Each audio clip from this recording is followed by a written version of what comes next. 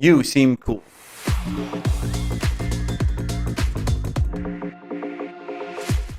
Nikki, you Okay. seem cool. Thank you so much.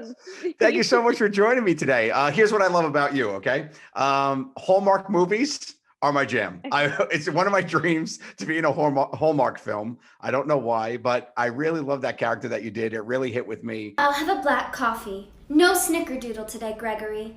I'm not in the Christmas spirit. When Grandma died last year, Christmas died with her. Wait, Jeffrey? Grandma's Christmas tree seller? No, I'll buy my own coffee. I don't have time for love. I do working. Wait, you're a single dad? I forgot to have kids, 'cause working. Wait, Jeffrey, I want to share your kid with you. Whoa, what was that? The fat coffee shop owner, Gregory, was Santa! In your professional opinion, which character would I play in a Hallmark film? Am I like Oh, the I'm wacky honestly chubby neighbor? Am I? I'm kind of shocked that you haven't achieved this dream yet because I feel like it's very attainable for you. I feel like you would be like the wise coffee shop owner who Oh, every day she comes in and she's like, "Another trouble today, Joe." And you're like, "Keep your head up, kid." I'm always like cleaning the counter, right? And Yeah, I just serve yeah. her a drink when she walks in. I know her name. The Yeah, usual. Yeah. yeah, that's right. Oh, I love that. I think that's right on brand actually for me. I actually stalked the CEO of the Hallmark Channel. I was at a dog charity event for the North Shore Animal League, and they do the Kitten Bowl, the Kitty Bowl every year for during the Yeah, Super yeah, Bowl. yeah. And he was there, and I was like, "Oh my god!" I was like, "I love you." He's like, "Hi." I'm like, "I love Hallmark. You got to get me on." He's like, "Who are you?" I'm like, "Trust me, I'm world famous. I need to be on Hallmark." Like it was very, Oh very, man. very weird interaction. So I should Do see if you I still think have. the head of Hallmark really has anything to do with who's in the Hallmark movies, though?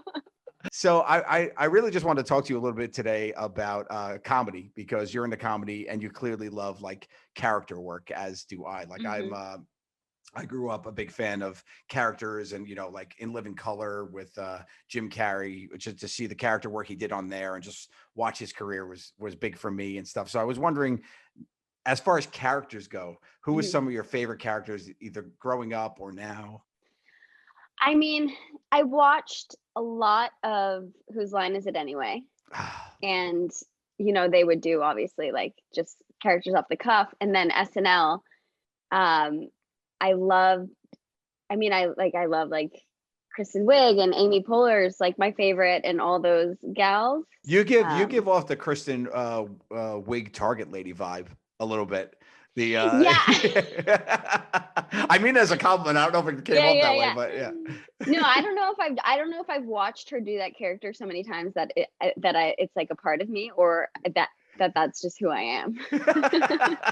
Well, it's a healthy mix, I would say. Thanks, thanks. Is SNL like your dream gig? Yeah, I mean, it has been since I was little. I think like as I'm getting older, it's not like SNL or die, but Right. obviously it's like one of the main goals. It'd Yeah. be awesome to audition for that show. Yeah. Hosting it is like probably one of my like bucket list items, I would say. And like Yeah. every year on Twitter, I don't know if you see one on Twitter, they put out a picture of the board and like who's hosting, who's a musical guest, and the date. And I'll always be Uh-huh. like, I always tweet the same tweet every time, and I tag them like, you spelt my name wrong. It's like a dream mine to be there. I went to one of the tapings here in New York. So Mhm. you're in LA, is that right? I'm in LA, yeah. Or where are you from originally? I'm from Massachusetts. I actually did go to a taping of SNL in high school. Do you remember who was the host? Yeah, it was Rihanna was the musical guest and it was Peyton Manning. Oh, wow. Yeah, it was really interesting. It was It's, interesting. it's a cool mix. I went when they did. I only went once, and they did it when it was the host was the musical guest and the host, and it was Ariana Grande. And it was the most bizarre thing I've ever seen because she had to move so quick, but she was always in such like weird heels and outfits and things. And they had to keep to a schedule that they literally had a person who carried her when they called cut. And he would scoop her up and run in the back to costume changer and then deliver her again where it would be. So they would beat the clock. It was one of the weirdest things to see. And it was so cool to see. That's my dream. And if you were a host, would you require someone to carry you? Yeah. Was your dream to carry around Ariana Grande or to be carried?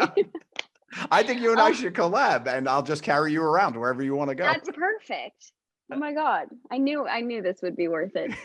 So at least you get that out of this thing. I appreciate that you and your family are fans of Impractical Jokers. I wonder, how did you find the show? I always like to see how people found out about the show. Like, I don't really know. We've been watching it for so long.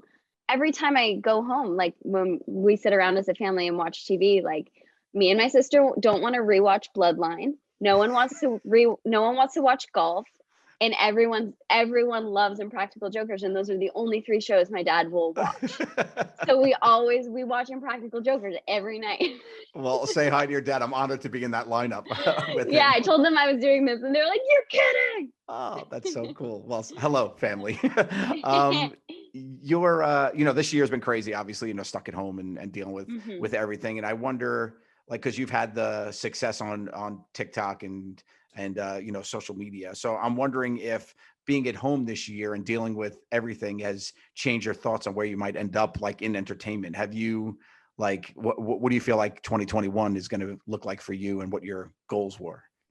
Yeah, it's weird. I never anticipated myself becoming like a social media presence. It was just I just never did it. I was doing like live shows and I was, nothing, like I wasn't doing social media that much. And then I think I posted my first TikTok like 2 weeks before the shutdown. And then I just had all this time and no outlet. So I was just posting. And it's super, it's just all looks different because now I'm a digital presence. Right. So it's like, now I'm going more into the realm of like, okay, maybe I'm just going to be creating my own projects and writing my own stuff and maybe not really caring so much about the auditioning anymore. Right. Which is cool. Well, I like it.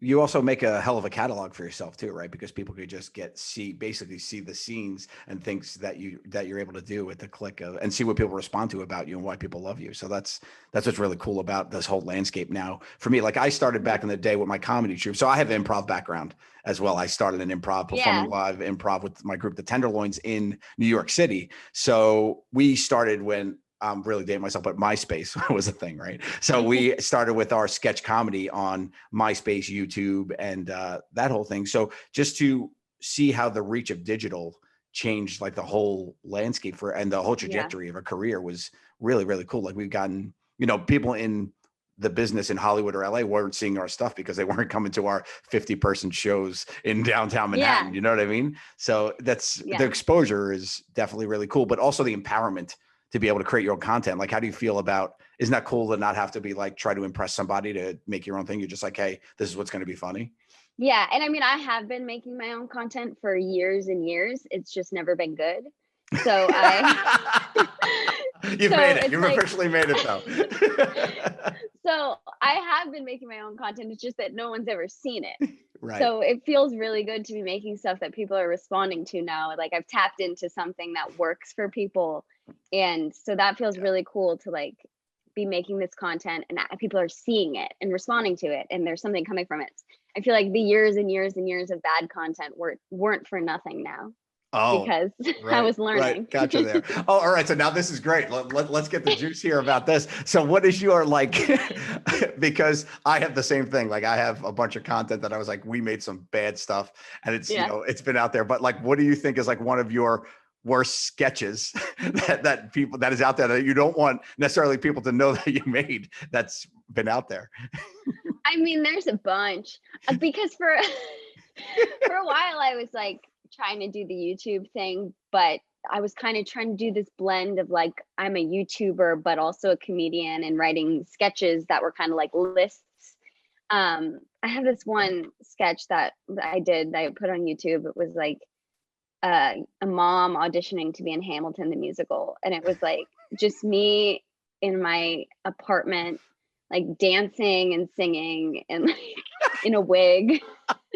Please, I please. also tried to like do this sketch about incest, and like if you're gonna do incest, you got to do it right, you know. And There is a line for sure that you have to walk very carefully. It's funny because Yeah. one of our worst sketches that we didn't even finish, like we abandoned it halfway, and Sal is very upset about this because do you know those street performers that paint themselves in like full gold or full yellow or full silver, and they have one of those woo whistles in their mouth, and they just move and make that noise.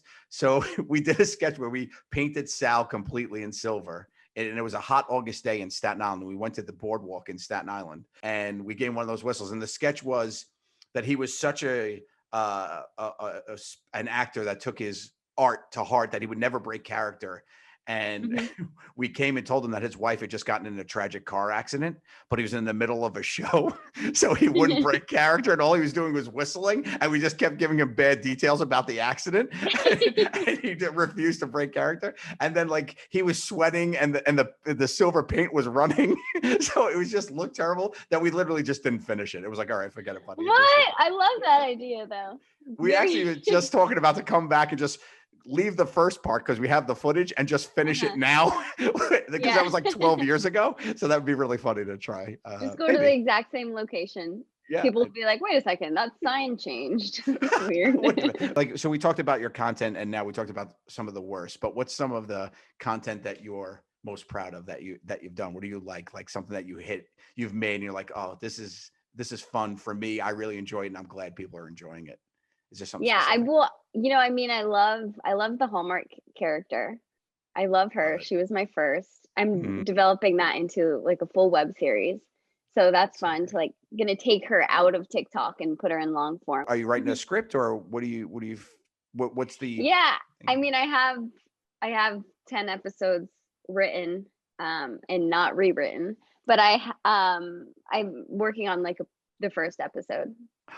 Oh, so I'm editing it. I edit everything myself. So do you have any room for any like coffee shop owner cameos maybe sometime? I mean, I might know a guy. Oh my God, maybe that's the way to do it. Maybe we just put you in a Hallmark parody. Yeah. I'll be close enough. I'm not proud. As long as Hallmark's in the title, I feel like I could like make it. And then Suburban Mom. I feel like that character really resonates with people. Could you hit me with an I'm kidding, please? Could you hit me with an I'm kidding? I'm kidding. License and registration, please. I'm kidding. Have a good one. Got anything stronger? I'm kidding. Have a good one. How'd you know it was my birthday? I'm kidding. Have a good one. No, it's not my birthday. I'm just kidding. Have a good one. Everybody knows those moms. You know? So I think my mom was one, and then living out here in suburban Long Island now, when my daughter going to school, I've met so many of those moms. Yeah, and I'm sure, you know, the thing is like, I don't think those moms are like that at home, but they're definitely like that in public. Right. You walk out. I feel like that way. It's just they get the bobblehead going. You're right. I feel like I'm going to be that kind of dad when my kids have friends over. Like I'm still going to be that like dad that my kids are slightly embarrassed of. Yeah. With the dad jokes and all that. I'm definitely going to be that guy. You have to be. I know. I have no choice. It's part of the job. Well, you are the best. It was a pleasure meeting you. Much love Nice to meet you. And you seem cool. And I'll see you at the auditions for my coffee shop owner. I cannot wait. I have to audition. Spoiler, you have the part.